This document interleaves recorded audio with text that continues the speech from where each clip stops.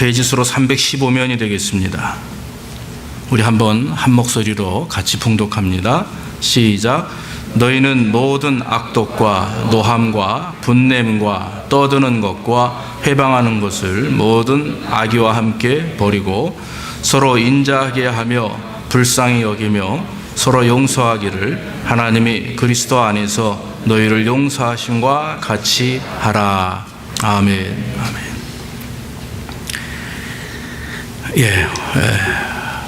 오늘 본문의 말씀을 가지고 평안을 지키는 길, 평안을 지키는 길이라고 하는 제목을 붙이면서 한번 말씀을 증거하기 원합니다. 오늘의 주제는 사실 용서입니다. 용서. 우리가 오늘날 어떻게 하면 마음의 평안을 잃지 않고 살 수 있을까? 아마 이 질문은 모든 사람들이 가지고 있는 마음속의 질문이 아닌가 싶습니다. 여러분, 하루 24시간이 하나님 은혜 안에서 평안하십니까? 크게 아멘 소리가 안 나오는 거 보니까 두 가지 타입이죠. 고민하며 이건 대답 안 하면 그렇고 하니까 좀 그렇고 이러면서 이제 고민하는 거 아닌가 싶은데, 우리가 저와 여러분들이 하나님을 섬기면서 하나님을 의지하는 가운데 이 평안을 마음에 유지하고 산다는 것이 얼마나 큰 축복인지 몰라요. 요즘에 사실 여러 가지로 뭐 경제적으로 그렇고 환경적으로 그렇고 또 사실 뭐 모든 부분이 참 감사와 기쁨이 넘치는 그런 만족하는 풍족하는 생활들이 아니기 때문에 아마 여러분들의 마음속에 평안을 지켜나가는 것이 쉽지 않다고 저는 생각이 됩니다. 사실 지난주에 참된 경건, 또 지지난주에 분노 다스리기, 사실 다 같은 맥락의 말씀을 지금 드리고 있습니다. 어떻게 하면 우리가 하나님 앞에서 실천적인 신앙의 모습이 아름다울까? 어떻게 하면 하나님이 기뻐하시는 모습이 될까? 오늘은 제가 그래서 용서라고 하는 주제를 삼고 한번 여러분들에게 말씀을 드리기 원합니다. 2주 전에 제가 분노 다스리기라고 하는 제목을 가지고 말씀을 드렸습니다. 해결하는 방법이 세 가지라고 그랬습니다. 먼저 내 자신이 분노했다고 하는 사실을 인정하는 것. 둘째는 분노의 원인이 과연 어디에서부터 오는가 파악하고 그걸 해결하는 것. 셋째는 그 상대방을 이해하고 용서하는 것.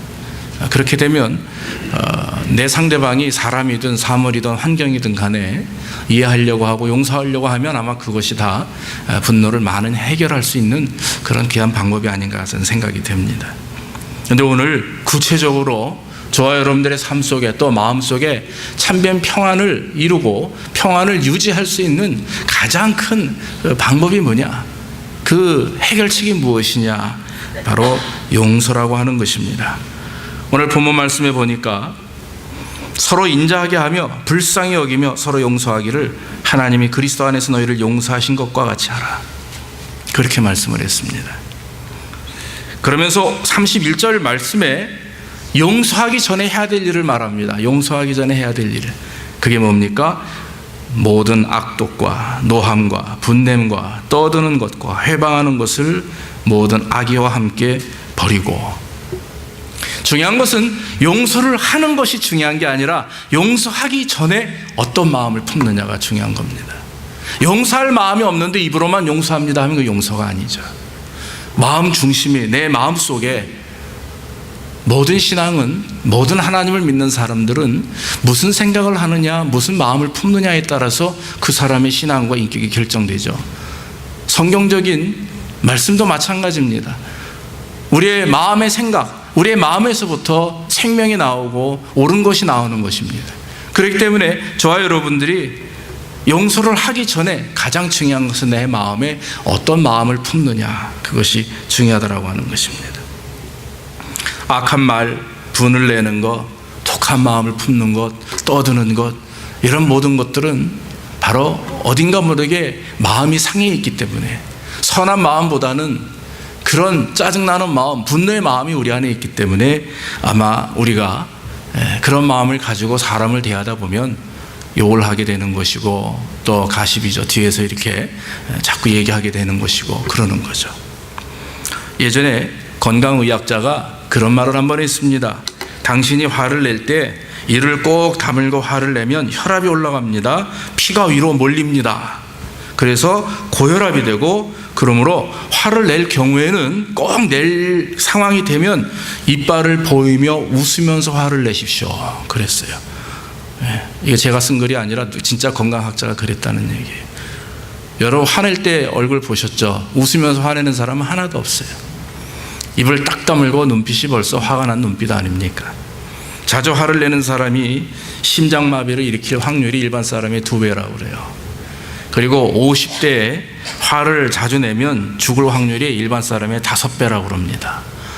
제가 2주 전에 말씀드렸죠. 빨리 주님 만나고 싶으면 빨리 화를 많이 내십시오. 그럼 주님 빨리 만날 수 있습니다. 5배의 사망률이 있다라고 하는 거죠. 사랑하는 성도 여러분, 용서하는 것, 이해하는 것은 내가 용서한다, 이해한다라고 말로 표현하기 이전에 내 마음 중심이 하나님을 향하여 용서할 마음과 이해할 마음을 미리 가지고 있어야 되는 것입니다. 남을 용서하면, 남을 이해하면 내 육체적으로도 건강에 좋습니다. 가장 중요한 것은 영적 건강에 좋다라고 하는 것입니다. 우리 사랑하는 성도 여러분, 용서합시다. 믿습니까? 용서합시다. 좋은 교회는요, 용서가 많은 교회예요. 좋은 가정은 서로 용서합니다. 좋은 단체는, 좋은 공동체는 용서하기를 즐겨합니다. 고민하지 않습니다. 용서하며 서로 이해하고 끌어안을 때 거기 역사가 일어나는 거예요. 분쟁이 없습니다. 분냄이 없습니다. 다툼이 없습니다. 골로새서 3장 13절 한번 우리 봅시다. 한번 띄워주십시오. 골로새서 3장 13절 말씀 보면 우리 한번 같이 봉독합니다. 시작. 누가 네게 혐의가 있거든 서로 용납하여 피차 용서하되 주께서 너희를 용서하신 것 같이 너희도 그리하고 그랬어요. 우리가 용서하는데 용서할 이유가 무엇입니까? 주님께서 그렇게 하셨기 때문에. 바꿔 말하면 주님의 용서하심을 통해서 부족한 내 자신이 죽을 수밖에 없는 우리가 용서함을 받고 하나님의 자녀가 되는 권세를 얻었기 때문에, 이미 용서를 받은 저와 여러분들이기 때문에 우리는 용서해야 될 줄로 믿습니다. 여러분, 용서가 무엇입니까? 여러분, 사전적인 의미도 있고 여러 가지 의미가 있지만 용서는요, 놓아버리는 거예요. 놓는 겁니다. 찰스 스탠리 목사님 그런 얘기를 했어요. 용서는 내 안에 있는 감옥에서 어떤 사람이라든지 나를 화나게 하는 어떤 대상을 내 안에 있는 감옥에서 감옥 문을 열고 내보내는 것이다 그랬어요. 참 비유를 잘하신 것 같아요. 여러분들의 마음속에 절대 용서할 수 없는 그런 사람이 있을 것이고, 대상이 있을 것이고, 환경이 있을 것이고, 상처가 있을 것인데, 그걸 용서할 수 있는 방법은 그걸 풀어내버리는 것입니다. 내보내버리시는 것입니다. 그러면서 하나님께서 역사하실 것으로 맡기세요. 하나님이 심판하실 것으로 맡기세요.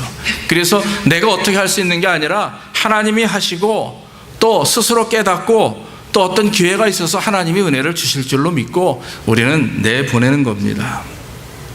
용서하지 못하는 사람을 이렇게 비유로 말할 수 있습니다. TV를 보면 가끔 인질극이 벌어집니다. 무슨 이유에서인지 범인들이 인질을 잡아서 죽이겠다고 아우성이면서 요구합니다.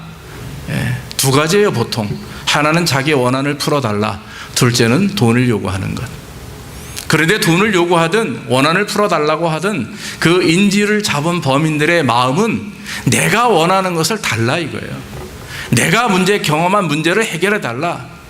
내가 갖고 싶은 것을 나에게 달라. 그러면 내가 이 인질을 놓아주겠다. 안 주면 어때요? 죽입니다. 안 주면 상해합니다. 우리가 여러분 용서하지 못하는 사람들의 마음이 그런 겁니다. 내가 원하는 것, 내가 치료를 받아야 되고, 내가 회복돼야 되고, 내가 너 때문에 마음이 아프고 상처가 생겼는데 그거 나를 회복시켜달라. 그에 대한 보상을 나에게 달라. 그에 대한 나의 치료와 상처를 아물게 하는 그런 어떤 대가를 나에게 달라. 그러면 내가 놓아주겠다. 이렇게 얘기해도 아마 모순이 안 될 것입니다. 사랑하는 성도 여러분, 용서하는 사람은 자기의 상처를 보상하라는 마음을 내려놓는 사람입니다. 용서하는 사람은 적개심을 포기하는 것입니다. 분노를 포기하시는 것입니다.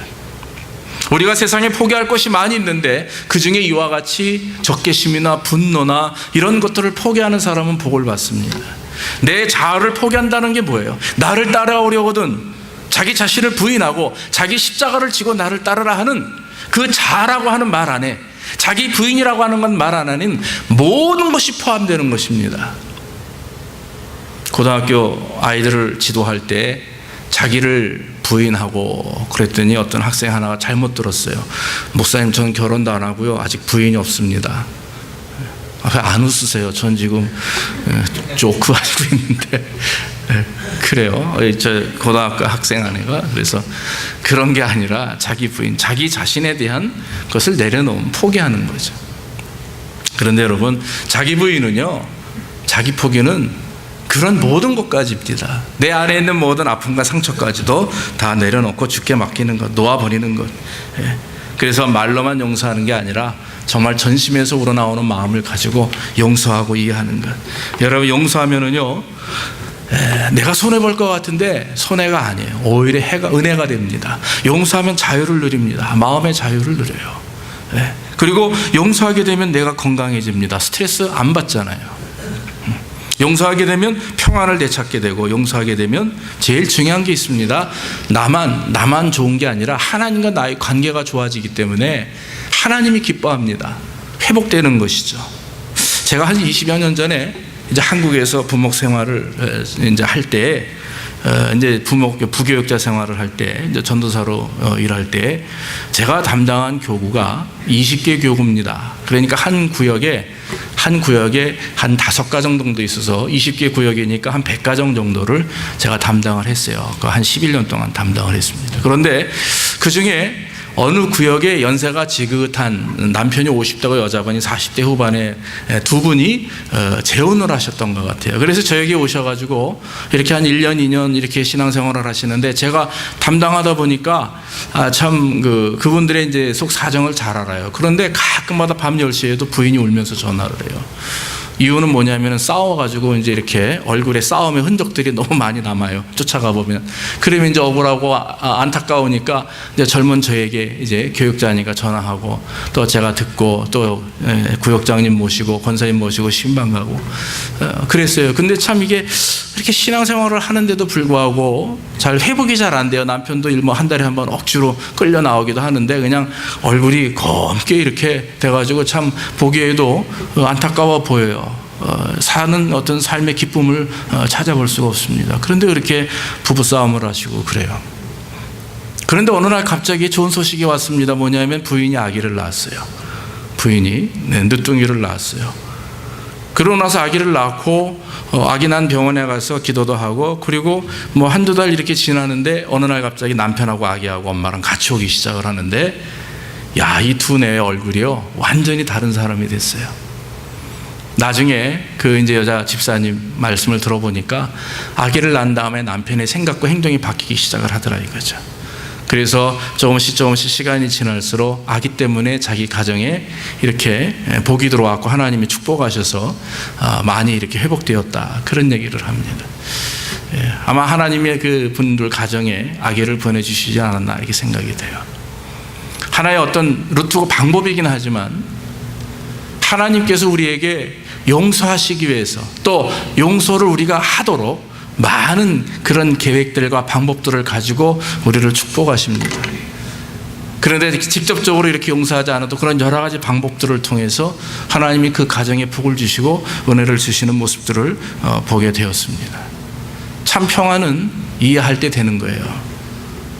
이해할 때 되는 거예요. 남편한테 제가 물어봤어요. 어떻게 그렇게 이렇게 좋게 신앙생활을 할 수 있도록 되었습니까? 어느 정도 시간이 지나서요. 근데 자기 와이프 그 아기 낳기 전에는 뭐 저 사람이 뭘 할까, 나이도 먹고 외모도 조그맣게 이랬는데 아이를 낳고 나니까 그렇게 고맙더래요. 그렇게 고맙고 감사하고 그래서 이렇게 다시 보게 되었다. 그거예요. 다시 보는 것, 이해하고 용서하고 사랑하게 되면 다시 보여지는 것. 그런 마음들, 그런 시각들, 그런 어떤 마음들의 자세들이 바로 오늘날 저와 여러분들이 용서할 수 있는 그런 모습들이고, 하나님이 분명히 기회를 주시리라 저는 믿습니다. 그러므로 용서라고 하는 것은요, 이해하는 겁니다. 내려놓는 것입니다. 성경에 용서에 대해서 예수님이 하신 말씀들이 많이 나와 있습니다. 특별히 예수님이 용서하라고 권면하지 않습니다. 예수님은 명령하십니다. 만약에 너희가 이러면 이렇게 하겠다, 이런 말씀이 없어요. 하라 이거예요. 하라. 예수님의 명령은 분명합니다. 만약 그러면 어쩌면 이렇게 말씀하시지 않냐고, 너희의 헤아리는 그 헤아림으로 너희가 헤아림을 도로 받을 것이니라 그랬습니다. 사랑하는 성도 여러분, 오늘 본문 4장 32절에 뭐라고 그럽니까? 서로 인자하게 하며 불쌍히 여기며 서로 용서하기를 하나님이 그리스도 안에서 너희를 용서하신 같이 하라. 이렇게 바울은 용서에 대해서 말씀하고 있습니다. 예수님께서 또 말씀합니다. 누가복음 6장 36절 37절 한번 봅시다. 누가복음 6장 36절 37절에 너희 아버지의 자비로우심과 같이 너희도 자비로운 자가 되라. 비판하지 말라. 그리하면 너희가 비판받지 않을 것이고, 정죄하지 말라. 그리하면 너희가 정죄를 받을 것이고, 용서하라. 그러면 너희가 용서를 받을 것이다 그랬습니다. 그래서 여러분, 비판하지 않고 정죄하지 않고 용서하면 하나님이 다 채우시고 인도해 주신다, 그런 말씀을 하고 있는 겁니다. 사랑하는 성도 여러분, 우리가 용서하는 만큼 하나님께서를 우리를 용서해 주십니다. 우리가 용서하는 정도만큼 하나님께서 우리를 용서해 주신다라고 하는 것입니다. 마태복음 6장에서 제자들에게 예수님이 하시는 말씀이 있습니다. 여러분, 뭐라고 말씀합니까? 여러분, 우리 주기도문 할 때 늘 하는 말씀이 있어요. 우리가 우리에게 죄 지은 자를 사하여 준 것 같이 우리 죄를 사하여 주옵시고 그랬어요. 우리가 우리에게 죄 지은 자를 사하여 준 것 같이 우리 죄를 사하여 주옵시고. 오늘 주기도문을 비껴간 그 14절 15절을 말씀해 보면은, 너희가 사람의 잘못을 용서하면 너희 하늘 아버지께서도 너희 잘못을 용서하려니와 너희가 사람의 잘못을 용서하지 아니하면 너희 아버지께서도 너희 잘못을 용서하지 아니하시리라 그랬습니다. 내게 잘못한 사람들을 내가 용서하면 아버지께서도 나를 용서하실 것이고, 내게 잘못한 사람들을 용서하지 아니하면, 그 용서를 거부한다면 하나님께서도 나를 용서하지 않을 것이다. 여러분, 이 말씀 두렵지 않으세요? 무섭지 않으세요? 다시 말하면 우리가 하나님께 용서를 구하기 전에 우리가 먼저 다른 사람을 용서할 책임이 있다 이겁니다. 의무가 있다 이겁니다. 우리는 늘 주님 앞에 기도하죠. 하나님, 내가 이런 잘못을 했습니다. 용서해 주십시오. 그러기 전에 먼저 남을 용서하라 이겁니다. 온전한 예배가 이루기 위해서는 성경에 그랬어요. 예배당에 오기 전에 나가서 먼저 화해하고, 빚을 졌으면 빚을 갚고, 싸움을 했으면 서로 화해하고, 그리고 나서 다 해결된 다음에 주님 앞에 나와 예배하라. 왜냐하면 하나님이 기뻐하는 예배는 정말 주님 앞에 모든 걸 내려놓고 정결함으로 드리는 예배입니다. 죄를 지은 상태에서 오는 것보다는 그 죄를 가지고 하나님 앞에 상한 심령으로 오는 것, 또 문제가 해결되지 못했을 때는 문제를 해결하고 주님을 예배하는 것, 그럴 때 하나님이 더 기뻐하시는 예배가 된다라고 하는 것입니다. 어느 날 베드로가 예수님에게 이런 말씀을 합니다. 예수님, 어떤 사람들이 우리에게 죄를 짓고 마음을 상하게 하면 몇 번이나 용서해야 됩니까? 7번 해야 됩니까? 네. 그래도 베드로는 크게 쓴 거예요. 그게 7번 정도면 되겠지. 보통 사람들은 율법에도 한 3-4번 하면 되니까 나는 그래도 7번 얘기했지. 그래서 예수님이 들으시니 뭐라고 그럽니다. 70번씩 7번이라도 하라. 490번 하라는 게 아니라 무한대입니다. 영원토록 계속해서 용서해라. 끊임없이 용서해라. 그러면서 예수님이 하시는 말씀이 있습니다. 어느 날 1만 달란트 빚진 사람이 그 빚을 도저히 갚을 수가 없으니까 자기에게 돈을 빌려준 그 커다란 부자를 쫓아가서 무릎을 꿇고 엉엉 울면서 자기 상황을 얘기합니다. 도저히 제가 선생님 이 빚을 갚을 수가 없습니다. 어떤 다른 방법을 좀 하면 안 되겠습니까? 그랬더니 이 큰 부자가 가만히 얘기를 들어보니까 이해가 돼요. 그래서 선한 마음으로, 그래, 내가 내 빚을 다 탕감해 줄 테니까 그냥 편안히 가서 쉬어라. 이 사람이 너무 기뻤어요. 기쁜 마음으로 막 돌아와서 집으로 막 들어오려고 하는데 자기에게 100데나리온 빌린 사람, 그 사람이 와가지고 지나가는 걸 보고 갑자기 화가 나서 쫓아가가지고 그 사람 멱살을 잡고 너 왜 나한테 그 100데나리온 빌려갔는데 왜 나한테 안 갚냐 그랬어요. 그러고 나서 멱살을 흔드니까 옆에 있던 같이 따라서 움직였던 그 사람들이 보고 이건 너무하거든요. 자기는 1만 달란트나 엄청나게 큰 돈을 탕감 받았는데 그 100데나리온 빚진 사람, 그 사람 멱살을 흔들고 얘기하는 주인을 보면서 그 사람을 보면서 얼른 쫓아가가지고 큰 부자에게 이릅니다. 조금 전에 1만 달란트를 탕감해 준 그 사람이 집으로 가다가 자기에게 100데나리온 빌린 사람을 만났는데 목을 쥐어 흔들고 돈을 갚으라고 야단을 합디다. 그랬더니 큰 부자가 너무나 화가 났어요. 당장 그 사람을 잡아와라. 잡아오고 무릎을 꿇게 하고서는 왜 그랬느냐. 그러면서 그 사람을 감옥으로 집어넣고 그리고 참 심판을 하게 되는 거죠. 그 표현은 무엇입니까? 큰 부자는 하나님입니다. 1만 달란트 빚진 사람들은 바로 저와 여러분들이에요. 100데나리온을 빚진 사람들은 우리에게 상처를 주었던 그 사람들입니다. 우리는 하나님 앞에 죽을 수밖에 없는, 정말 영원히 죽었던 우리의 모습이 그리스도의 십자가의 보혈을 통해서 저와 여러분들이 구원받은 하나님의 백성이 되었어요. 믿습니까? 다 용서받았어요. 그런데 우리에게 상처를 주고 아픔을 주었던 그 사람들을 용서하지 못해서 계속해서 그 사람들에게 서로 상처를 주고 그러면 하나님이 용서하지 않으신다라고 하는 것입니다. 여러분, 한 달란트가 6,000데나리온이에요. 그러면 한 데나리온이 얼마냐 하면은 하루 일삭입니다. 하루 그 일꾼들의 일사. 지금 말하면 한 80불에서 100불 되겠죠. 여러분, 6,000데나리온이 한 달란트고 한 데나리온이 우리 돈으로 100불이면 1만 달란트는요 수백만 불이 될 겁니다. 너무나 큰 빚을 진 저와 여러분들이 만약에 우리에게 고통을 주고 아픔을 주었던 사람이 있을지라도, 그런 환경과 처지가 있을지라도 우리는 그들을 용서해야 됩니다. 믿습니까? 용서하면 마음으로만 용서하고 끝나는 게 아니라 행동이 바뀌어야 되는 거예요. 행동이. 그들을 정말 사랑해야 됩니다. 그들을 정말 이해해야 됩니다. 찰스 스탠리 목사님이 책을 썼습니다. Surviving in an Angry World라고 그랬어요. 그러니까 화내지 않고 사는 법입니다. 화내지 않고 살아가는 방법. 그래서 화내지 않고 평안히 사는 법이라고 이렇게 의역을 해서 책이 나왔어요. 그 책을 제가 쭉 읽어보니까 거기에 분노를 또 용서를 해결하지 못하는, 또 하지 못하는 사람들의 10가지 핑계 해가지고 왜 분노를 풀지 않고 용서를 하지 못하느냐, 그 10가지 이유를 댔는데 제가 읽어드립니다. 첫째는 그 사람은 용서받을 자격이 없다, 그런 생각을 하는 거죠. 용서받을 자격이 없다. 두 번째는 그 사람이 저지른 일을 나라도 기억하고 지적하지 않으면 그누가 그 문제에 대해서 책임을 묻지 않을 것이다. 그러니까 내가 꼭 어떻게 해야 되는 거예요. 그리고 세 번째, 사과를 듣기 전에 용서할 수 없다, 그렇게 얘기하는 거예요. 네 번째는 너무 쉽게 용서하면 사람들이 나를 우습게 한다, 나를 깔본다, 그런 말입니다. 다섯 번째는 내가 용서하면 그가 나를 이용할 것이다.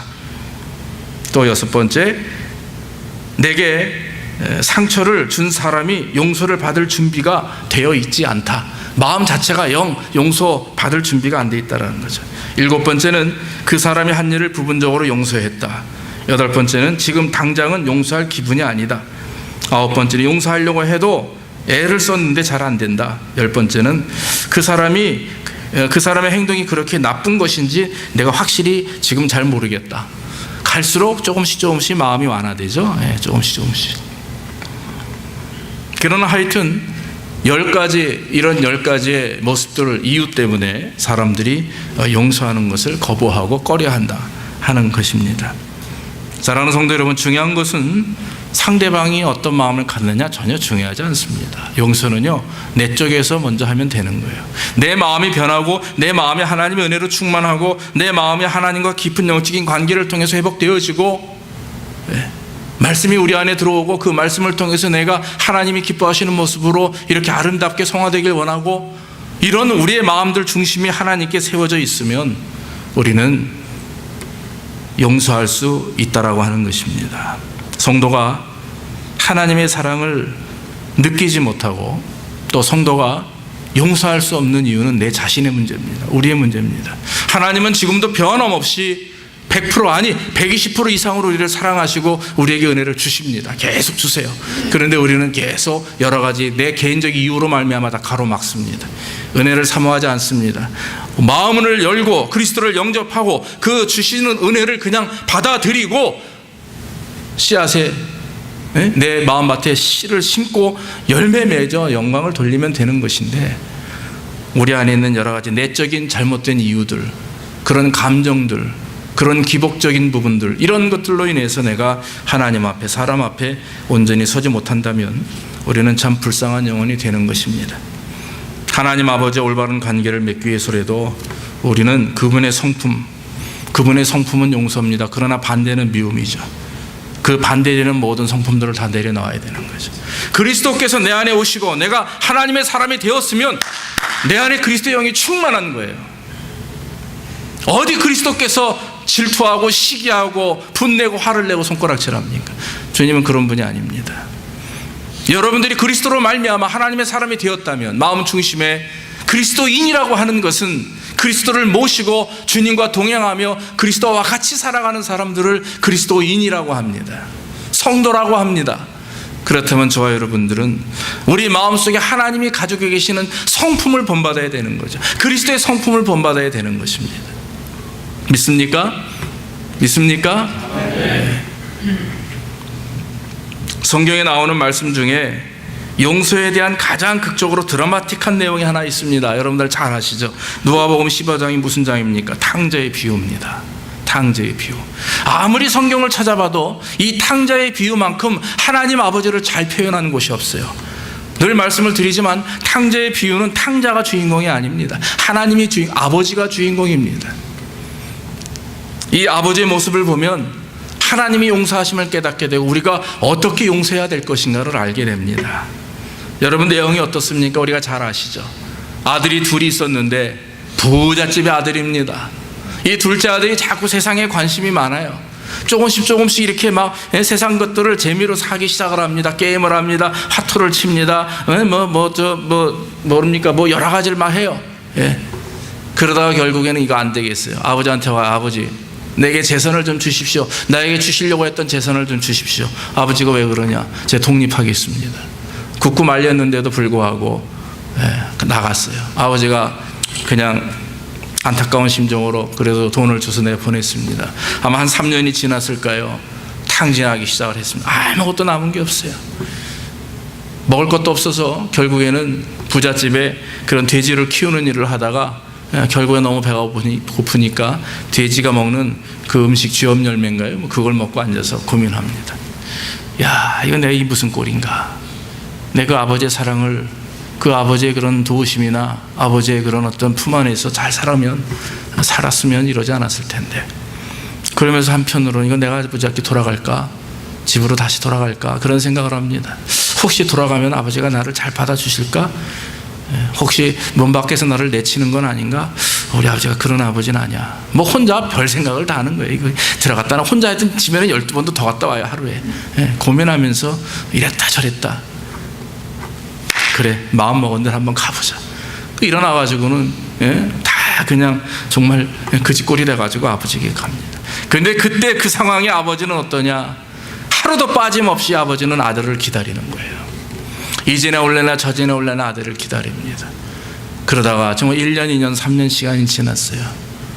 어느 날 오늘도 지친 모습으로 터벅터벅 동고밭까지 나가봅니다. 그랬더니 글쎄 저기서 조그만 점 하나가 가까이 오는데 100m, 200m 떨어졌는데도 그게 내 새끼인지 아는 거예요. 그게 아버지 아니에요? 그게 부모님이잖아요. 막 달려가지고 그냥 아들을 끌어안았는데 목에다 뽀뽀를 하고 뭐 그냥 난리가 났어요. 그러면서 아들에게 반지를 주고 신발을 신기고 옷을 입힌, 이건 뭐냐면요, 내가 아직도 네가 내 아들임을 내가 인정한다. 상속권을 다 주는 거예요. 그러고 나서는 집으로 데려와서 자기 하인들에게 송아지를 잡으라 해가지고 잔치를 벌이지 않습니까? 여러분, 그 아버지의 모습을 통해서 우리는 하나님을 발견합니다. 첫 번째, 하나님의 용서, 조건 없이 용서하는 하나님. 조건이 없어요. 아들이 돌아왔을 때 야, 너 그 돈 어떻게 했냐? 너 왜 이 꼴이냐? 뭐 했냐? 어디다 썼냐? 물어보지도 않습니다. 내가 오늘 널 용서할 테니까 한 달만 있다가 너 그냥 가. 말씀하지 않습니다. 무조건 다 끌어안으시는 게 아버지의 마음이에요. 이유를 대지 않아요. 사람들은 용서할 때 내가 너를 용서할 테니까 다시 이러지 마, 나에게 다시 아픔을 주지 마 라고 말할 수 있지만 하나님은 그러지 않습니다. 10번 우리가 잘못했어도 하나님은 계속해서 우리를 이해하시고 용서하는 분입니다. 기다리시는 하나님, 우리 안에 성령께서 함께 하시고 그 하나님의 사랑을 체험하고 깨닫는 그 순간까지 하나님은 끊임없이 기다리시고 인내하시는 하나님. 오죽하면 세상 사람들은 말하기를 하나님의 사랑은 짝사랑이다 그러잖아요. 처음 하나님은 인간을 만드실 때도 짝사랑으로 만드셨어요. 내가 창조한 이 사람들이 나를 언젠간 예배할 것이다. 그 사랑하는 마음으로 아담과 하와를 만들었는데 하나님을 배신합니다. 또 많은 사람들이 이 세상에 이렇게 이 세상에 많이 이렇게 성장하고 자랐음에도 불구하고 세상은 점점 하나님의 사랑을 이해하지 못하고 심지어 잊어버립니다. 그럼에도 불구하고 하나님의 사랑은 지금도 변함이 없습니다. 조건 없이 용서하시는 하나님, 그리스도 안에서 우리를 용서하신 것처럼 예수님이 우리에게 구원을 주시는데 조건을 부여합니까? 예수님이 우리에게 구원을 주시는데 어떤 의로운 행위를 통해서 우리를 구원하십니까? 행위로 구원받는 것이 아닙니다. 단순하게 그냥 믿으면 되는 거예요. 예수 그리스도께서 나를 위해 십자가 죽으심으로 그 사실을 믿는 자에게 구원을 주시는 하나님의 은혜, 그 구원은 누구에게만 정해져 있는 게 아닙니다. 구원은 모든 만민들에게 열려 있는 것입니다. 할렐루야. 그러므로 저와 여러분들이 하나님의 영광을 드러내는 것이 중요한 것이죠. 또 한 가지, 용서한다는 사실을 구체적으로 표현합니다. 아버지는 아들이 왔을 때 목을 끌어안고 입을 맞추며, 정말 그래, 여러분 그 아들이 얼마나 더럽고 몸에서 냄새가 나겠어요. 그럼에도 불구하고 아버지기 때문에, 부모기 때문에 그 아들이 얼마나 고생을 했을까, 얼마나 힘이 들었을까, 얼마나 안타까울까, 그 마음을 가지고 그 아들을 끌어안으면서 사랑한다고 외치며 그 아들을 위해서 잔치를 배설합니다. 하나님의 마음이 그렇습니다. 내가 과거에 이런 죄를 지었고 내가 과거에 이런 인생을 살았습니다. 하나님, 내가 하나님 앞에 용서받을 수가 있습니까? 예, 천만에. 하나님은 걱정하지 마십시오. 다 용서해 주시는 줄로 믿습니다. 그렇기 때문에 우리 하나님이십니다. 주님 앞에 구체적으로 고백하고 회개하는 자에게 하나님은 또 구체적으로 우리를 용서하시고 인도해 주시는 것입니다. 또 하나님께서는 이전의 죄를 문제 삼지 않으십니다. 히브리서 10장 17절에 이런 말씀이 있습니다. 그들의 죄와 그들의 불법을 내가 다시 기억하지 아니하리라. 하나님은 은사가 있으세요. 잊어버리는 은사가 있어요. 저는 하나님은 절대 안 잊어버리실 줄 알았어요. 안 잊어버리고 무슨 죄를 질 때마다 너 맨날 며칠 이렇게 죄를 졌는데 또 짓냐, 너 맨날 언제 이렇게 또 했냐, 야단치시고 꼭꼭 집어서 평가하시는 분인 줄 알았는데 성경을 가만히 보니까 그들의 죄와 그들의 불법을 내가 다시 기억하지 아니하리라. 우리 하나님이 치매가 있으신 분은 아니지만 그러나 일부러 기억하지 않으세요. 이유가 무엇입니까? 우리를 사랑하시기 때문에. 믿습니까?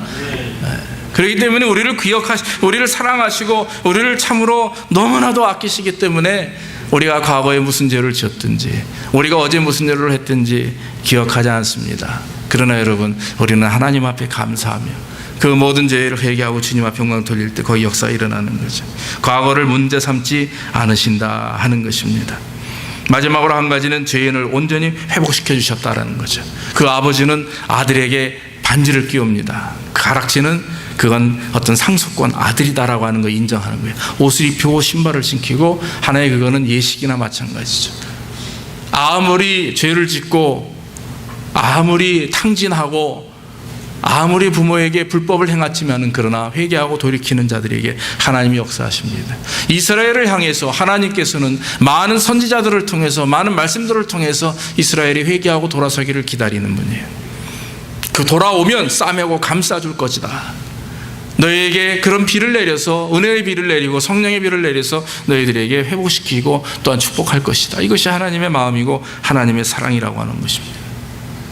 여러분, 우리가 먼저 용서할 때 그 용서를 통해서 저와 여러분들이 하나님 앞에 회복되어지는 역사가 일어나게 되는 것입니다. 그러므로 여러분, 우리는요, 그 아버지 하나님께서 우리를 어떻게 용서하셨는지, 우리는 다 용서를 받은 사람들이기 때문에 우리가 그 모습 그대로 하나님 앞에 감사하는 마음으로 우리에게 아픔을 준 사람들, 그 대상을 향해서 용서하면 되는 것입니다. 진정한 용서는 회복을 이루어집니다. 진정한 용서는 관계가 회복됩니다. 진정한 용서는 상처가 치유됩니다. 진정한 용서는 저와 여러분들이 하나님 앞에 바로 서는 은혜를 경험하게 되는 것입니다. 사랑하는 성도 여러분, 용서하기를 주의 이름으로 축원합니다. 마음 깊숙이 이제는 용서해야지라고만 말씀하지 말고 생각하지 말고 무조건 용서하십시오. 내 옆에 계신 분 한번 보세요. 원수는 아니지만 평소 사랑하고 좋아하는 분이지만 한번 얼굴 보고 악수하시면서 멀면 그냥 눈빛 교환 진하게 사랑하고 용서합니다. 빨리 하세요. 저 목사님 비디오로 얼굴 다 찍어요. 한 번씩 이렇게 하나하나 한번 보게. 다시 합시다. 사랑하고 용서합니다. 수빈이 엄마 얼굴 보고 하라니까 딴 데 쳐다보고요. 왜 용서 못하는데요? 끝나고 내 방으로 와요. 일단. 서로 우리가 용서하는 것, 그게 하나님의 축복이고 용서보다 더 귀한 것이 없는 줄로 믿습니다. 모처럼 우리 가정이, 우리 개인이, 우리 교회가 정말 용서가 넘치고 축복이 넘치고 섬김이 넘치는 가운데 하나님 은혜 안에서 아름답게 부흥하기를 주의 이름으로 축원합니다. 기도하겠습니다. 아버지 하나님, 오늘도 부족한 종을 통해서 귀한 말씀을 증거할 수 있도록 인도하시니 감사합니다. 하나님, 우리가 용서함을 받은 하나님의 백성들입니다. 예수 그리스도께서 십자가의 죽으심으로, 피를 흘리심으로 죽을 수밖에 없는, 아니 죽었던 우리를 용서하셔서 우리가 하나님의 자녀가 되는 권세를 얻게 하시는 은혜를 감사합니다. 하나님, 우리가 받은 것이 너무나 크고 위대할진데 그 받은 것의 10분의 1이라도 100분의 1이라도 남에게 줄 수 있는 용서의 마음을 가지고 그들을 사랑하고 섬기고 이해할 수 있도록 복을 내려 주시옵소서. 하나님, 우리 교회와 또 우리 가정들과 우리 지역과 우리 민족에게 용서하는 마음을 허락해 주옵소서. 예수님의 이름으로 기도하옵나이다. 아멘. 우리 찬양합시다. 내가 먼저 손 내밀지 못하고 우리 찬양합니다.